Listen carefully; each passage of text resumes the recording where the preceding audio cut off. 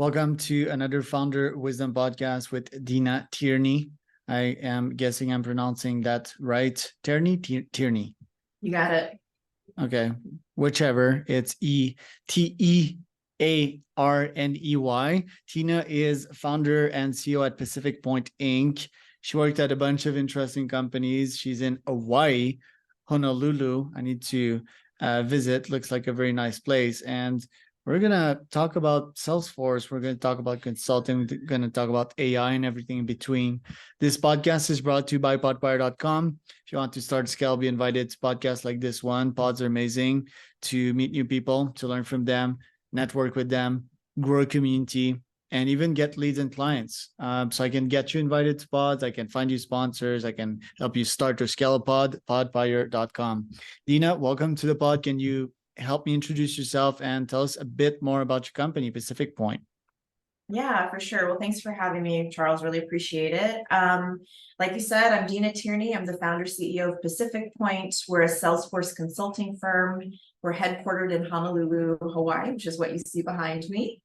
And we help a number of clients across a range of industries, public sector, health and life sciences, financial services, and really just help them implement Salesforce and improve their customer experience that they have, with their particular customers. So that's what we do.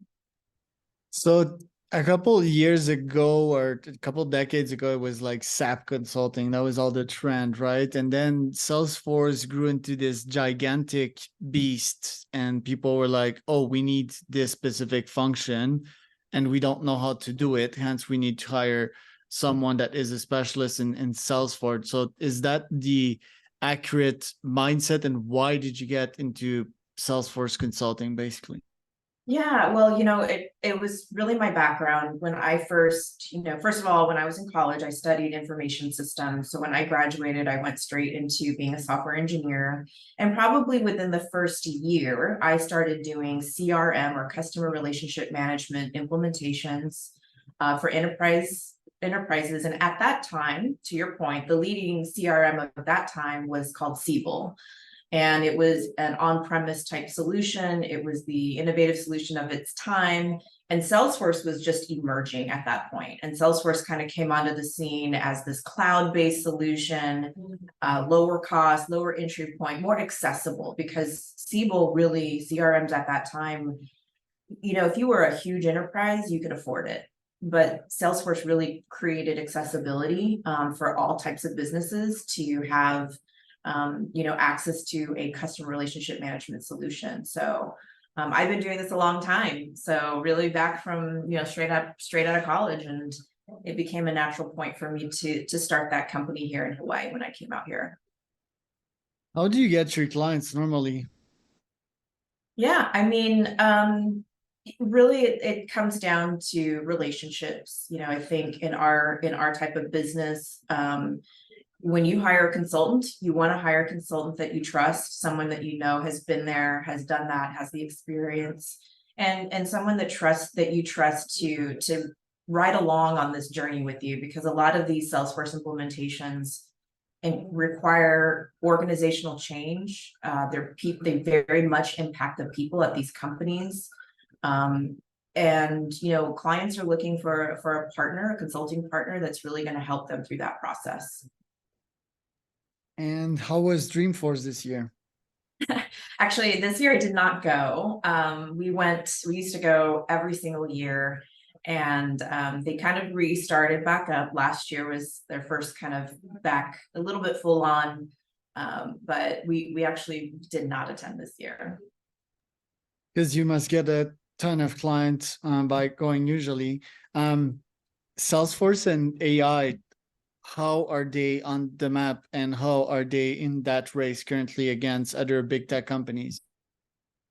Yeah, I mean, Salesforce is doing a lot. I mean, actually, there were some big announcements at Dreamforce and a lot of discussion around that, even within our own company, making sure that we're kind of on top of the latest with generative AI and how they're bringing that to market. There's so many ways that you can apply AI, and I think it's so company specific. I think the big thing that I tell our customers, if you got to start somewhere and you've got to have data to work with, because other AI is not going to really be able to do much if you don't have enough for it to kind of go off of. But we've heard all kinds of really cool use cases. I mean, as simple as, or maybe it's not simple, but as unique as being able to, use Siri or something on your phone and say that you have an issue in your neighborhood, and that gets reported into a Salesforce solution with the city that you live in, and then they can triage that case. So there's really cool ways that you can get smart about what people, how people plan to engage. But Salesforce is really, it's high adoption. I think AI really is going to change the landscape for all businesses, really. And you have a lot of use cases. Are you specialized in any verticals? Yeah, public sector is a big one for us. Health and life sciences is kind of neck and neck. Those two industries are top for us. So in the public sector space, what's very common is intake of case management applications, maybe for permits or licenses with the public sector. A lot of citizen protections, and regulation is they're very common use cases across public sector. I think, traditionally people never thought of Salesforce. The word Salesforce doesn't really blend well with public sector, but it truly is. And Salesforce came out with their own SKU, a product SKU called Public Sector Solutions. And so they've pre-created data models. They've included a thing called OmniScript, which creates this kind of wizard-like experience for the public to engage. Because the idea is really that the consumer in our day-to-day lives, just like you and I, we have certain expectations about how we engage with a company. Well, those same consumer expectations are demanded of governments. And so what's happened now is government really needs to step up and rise to meet those consumer-like expectations. So Salesforce has really been able to play a key role in the public sector in that sense. So you've been 12 years at that business. How has it grew over the years? And do you get bored sometimes? Or are you like, I want to do something new. I'm tired of this Salesforce consulting thing. Well, it has been 12 years. It's been a good 12 years.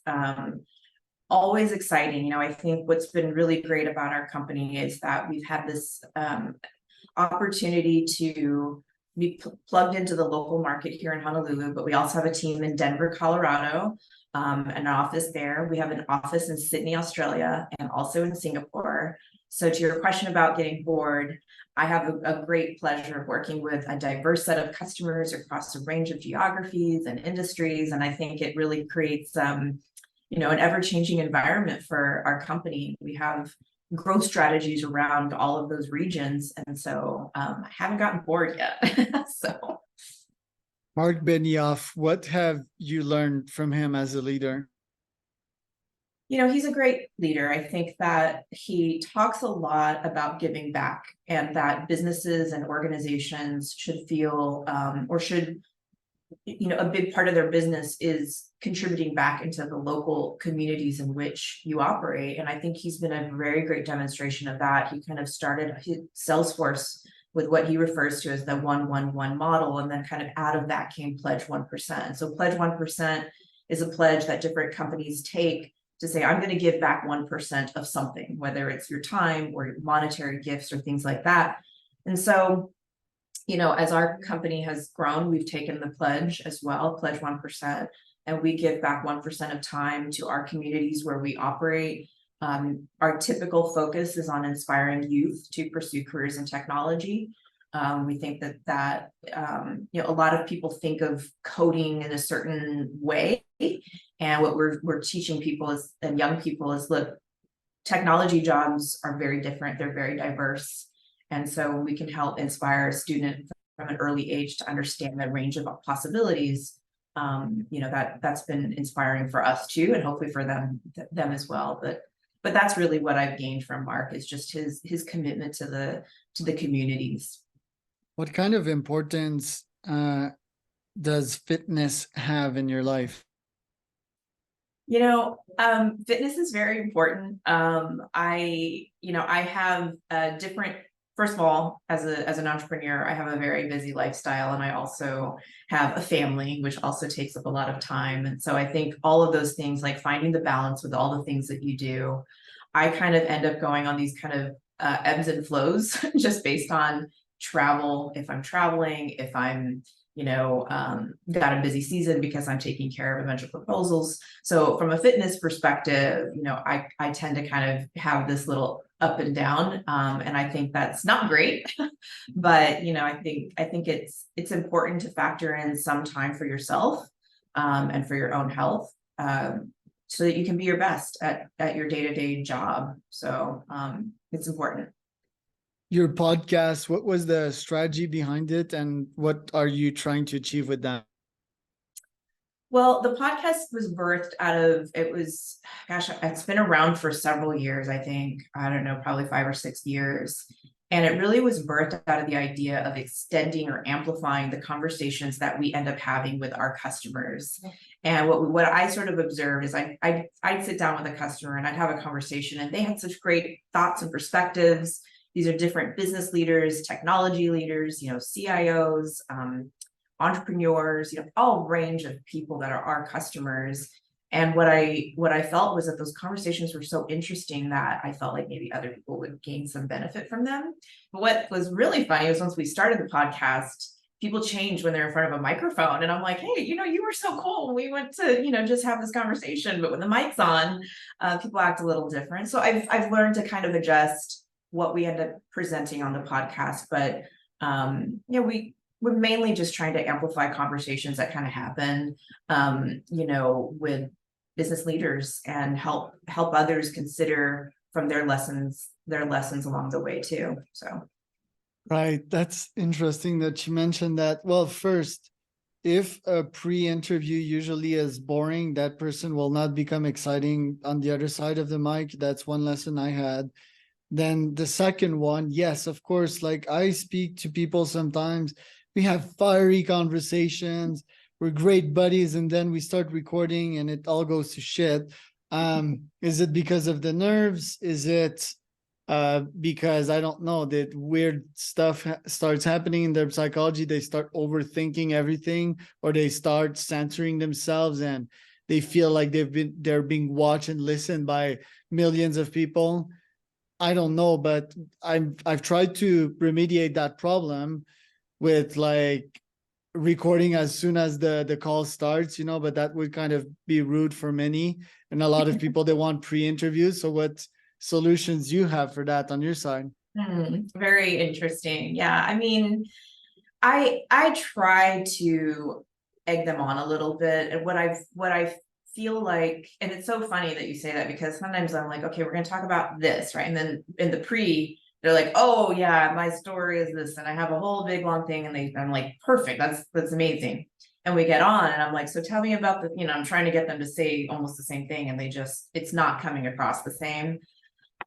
I don't know. Sometimes I think the pre-rehearsal almost kind of, they give it so much in that one that when it's actually recorded, it's not coming across the same. So I've tried to minimize the amount that goes into that. I do send questions in advance so that they have time to think. I've noticed that helps, but I don't do a pre-talk with them. I try to just send them some things, and I say, look, I may not even hit on all of this, but just something to get their mind moving. But it's so funny because I'll just sit down and talk to somebody, and it's like totally funny, and they're making all these jokes, and it's great, and then we turn on the camera and they're just like super serious. Right. Because my thesis was, I'm gonna do the pre-interview thing because some people want it, and I don't want to miss out on these folks. Just that, like, right now I'm oversubscribed for the pod, so I think what I'm gonna do, I'm just gonna delete but my fear was that I would hop on calls with people and they would just not be a good fit. But I think I'm willing to take that. If they book my time, I'm gonna put a couple of disclaimers in the template, and I'm gonna remove the pre-interview thing. It's gonna be 30 minutes, and I'm gonna be like, hey, I don't do pre-interviews for these reasons, because a bunch of people, for the exact reasons we just mentioned, and we will jump right straight into it. And if people start the call with questions and so forth, I think I'm gonna push the hey, do you want us to start the recording now? And justify myself with that. And I think I'll get a better quality podcast as a result. What do you think? I think it's worth a shot. I think give it a try and see how it goes. But I think that a lot of it is also the interview. And I think you do a great job of kind of putting people at ease. So that's also another part of it, is just kind of calming everyone's nerves right before it all starts. But right. we didn't do a prep. We just rolled right into it. Yeah, and two ideas popped, like maybe cracking a joke in the intro or just being imperfect. I don't edit much and I do errors quite a lot. I'm human, I'm not a god. And I think that makes people feel more comfortable because, yeah, when they hear that Zoom voice saying, recording this meeting, maybe they start freaking out, who knows. But yeah, I'm going to implement that and see the results of it. I'm a serial and serious A/B tester, so let's see. Want to ask you though, for the rest of this year, there's 3 months. So what are your top 3 goals? Wow. I know, I was looking at the calendar. I can't believe this year has absolutely flown by. I think one area is I mentioned earlier kind of our regional locations. And so I've hired some key leadership in Denver. So our continued growth in Colorado is super duper important for me and kind of ramping up that team. We also hired a sales team out in Singapore. So if you haven't been aware of the APAC region and some of the countries, they really locked in for pandemic. And so Australia as well, super locked in for 2.5, 3 years. And when they opened back up in 2020, I think in the beginning of 2022, it really didn't just turn right back on, right? And so I think we sort of put both of those countries, on a slow burn. We kept it going, but we couldn't travel there. There wasn't a lot of movement even within those countries. So it's really exciting now because at the beginning of this year in March, I went to both of those 2 countries and I'm like, great, they're back, And so then we just started laying all that groundwork over the last several months to start firing up the engines for both of those 2 markets. So for me, those 2 things are really important. Continued growth in Denver, but really starting to ramp up in those countries that we haven't been able to really do much with over the past several years. So that's a big important thing for us at the moment. Love it. And where can people find out more about you online? Well, our website is pacificpointcorp.com. So there's a lot of information there. That's probably the best source of information. We have a pretty, relatively upkept blog, so you can kind of hear what's new with us and see what's happening. But I'm always open to be connected to. I think all of my social handles are at Deena White. So I'm super, accessible. I try to continue to make myself accessible to anyone who's interested in just talking about CRM, talking about entrepreneurship, talking about leadership, careers, development. I do a lot of mentorship in our state. And so I just try to be open and available. If I can assist, I'm always happy to. Love it. And I am Charles Cormier for another founder, wisdompodcast.com. That was Deena White Tierney.